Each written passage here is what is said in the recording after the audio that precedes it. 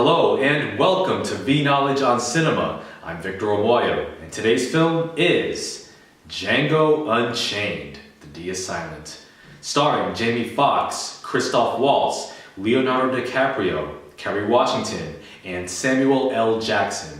Written and directed by Quentin Tarantino and released in 2012. About 4 or 5 years ago, I remember watching an episode of The Boondocks entitled The Story of Catcher Freeman, and in it the character of Robert Freeman tells his two grandsons, Huey and Riley, the story of their ancestor, Catcher Freeman, who was a former slave turned action hero who was this dashing, swashbuckling avenger of justice who took the fight to slave owners everywhere. And he fought to save the woman he loved from some evil plantation owner. And Robert Freeman actually described this character as a combination of Nat Turner, Malcolm X, and Barack Obama all rolled into one man. You know, watching this episode, I couldn't help but imagine just what it would be like if a filmmaker made a live-action movie from this type of story. I mean, a revenge drama about a former slave who brings the pain to his former masters? Oof. Well, apparently Quentin Tarantino must have watched that same episode or had the same idea, because now he's introduced his latest revisionist history drama to the mix in Django Unchained. Taking place in the year 1858, the film transpires in the antebellum South, where a slave named Django, played by Jamie Foxx, is rescued by the eccentric German dentist turned bounty hunter Dr. King Schultz, brought to life by Christoph Waltz. Together, the two embark on a mission to find and save Django's wife, Brunhilde von Schaft, from the clutches of the evil and repugnant slave baron, Calvin Candie. Now, as with Tarantino's previous films, the writer-director wears his cinematic influences on his sleeve, this time drawing primarily from spaghetti westerns, such as Sergio Leone's films, and the 1966 western Django, directed by Sergio Corbucci. Now, of course, the film goes beyond paying mere homage to the spaghetti western genre, and actually is a fresh and creative take that doesn't just offer cheap, violent thrills, but is also a necessary story about an abhorrent time in American history that some people actually want to forget about and sweep under the rug entirely. At the beginning of the film, we see a line of enslaved black men marching across a rocky, arid plain, led by two armed slave owners on horseback. The day turns into night, and we're fast-forwarded to the latest leg of their travels, where we see these poor souls shivering and hobbling on shackled bloody feet through the barren woods, while their masters are comfortably insulated from the winter chill. They suddenly stop when another traveler crosses their path, riding a horse-drawn wagon with a big bobbling tooth on top of it. Said traveler is Dr. King Schultz, a bounty hunter who is looking for one specific slave, Django. Upon being threatened by the two surly slavers, Schultz headshots one of them instantly and wounds the other. He then unshackles Django and the rest of the prisoners, and leaves the surviving slaver to his oh-so-undeserved fate. This opening sequence powerfully sets the tone for the rest of the film. When he is unchained and, in a slow-motion reveal, throws the tattered blanket off of his shoulders, revealing his heavily scarred back to the camera, we see the first glimpse of Django's character, a man who is not just a slave, but a man with a strong will and a confident swagger. Even Schultz, a man who deals in death professionally, is momentarily stunned by what he sees. Schultz's reaction is one example of how he understands the cruelty of slavery intellectually, but not personally or viscerally. When the newly liberated slaves exact their revenge on the surviving slaver, it is a cathartic moment, both from a narrative and historical perspective. As for the relationship between Django and Schultz, I was initially worried that it would be a paternalistic one, in which the white savior shepherds and protects his helpless black follower, or relegates Django to be the sidekick in his own story. We've seen this too many times before. Thankfully, Tarantino is too intelligent to fall for such hackery. The dynamic between Django and Schultz is that of a mentorship between veteran and apprentice, as well as a business partnership. In exchange for assisting Schultz in hunting down wanted criminals, the good doctor offers to help Django find and rescue his wife Brunhilde, and even trains him in the bounty hunting profession, a field in which the title character apparently has a real aptitude for. Django is presented as an understated, calm under pressure individual who almost appears to be overshadowed in his own story by the showman charms of Schultz.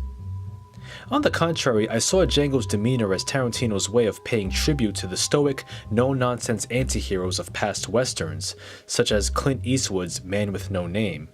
Jamie Foxx's character is a man who doesn't have to show off or utter loud proclamations. His instinct and intelligence are all that need to be communicated, along with his lightning-fast trigger finger, of course. Furthermore, Django's reserved and careful countenance is tempered by his lifelong experience as a slave. A lifetime of soul-crushing servitude has not made him meek and fearful. Instead, such hardships have enabled him to quietly cultivate his anger, and to instinctively understand how to appeal to and overcome the racist attitudes of his oppressors. There's one quick shot in the film that really caught my attention.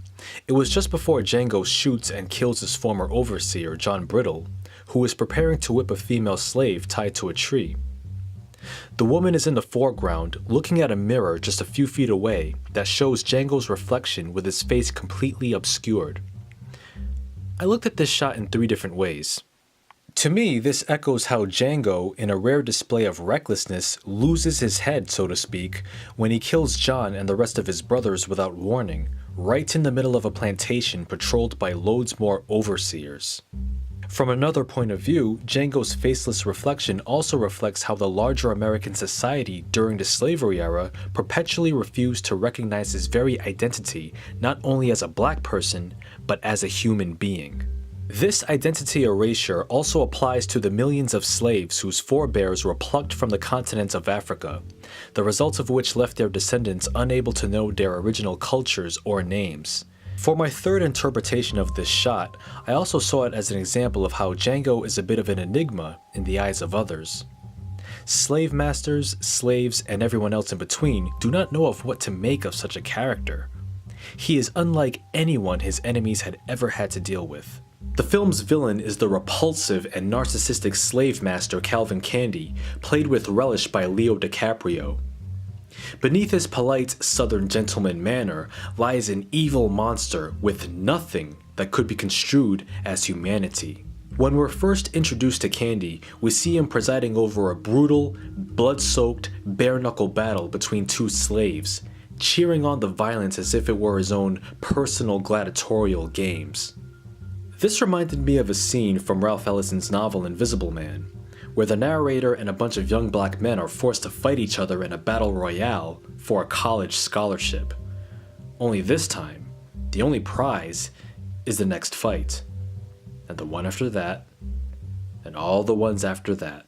The outcome of this scene is horrifying enough, but there's another moment that occurs later on that goes beyond the pale. This moment, which I won't describe in detail, involves a runaway slave and a pack of dogs. Calvin uses this moment to gauge Django's resolve and attempts to crack his cool exterior when he sees Schultz recoiling in horror. Django's response is one that really stuck with me. He says, "I'm just a little more used to Americans than he is." Now, as depraved as Candy is, there's another villain who's even more repugnant than he, which is saying something. That villain is Candy's long-devoted house slave, Steven, played by Samuel L. Jackson. If Uncle Ruckus from the Boondocks dropped weight and fixed that protruding eyeball of his, he would be Steven, the undisputed world heavyweight champion of Uncle Toms everywhere. Jackson described his character as the Dick Cheney of Candyland, which is totally accurate considering his status. Having raised Candy since birth, Steven is his closest and most trusted advisor, and considering how feared he is among the other slaves, he's the real power behind the plantation. Candy is actually the public figurehead. With every sneer and obsequious gesture, the proud house slave is a walking magnet of utter disdain. I really hate that guy. Because of his position, Steven also carries a tremendous amount of historical baggage as a character.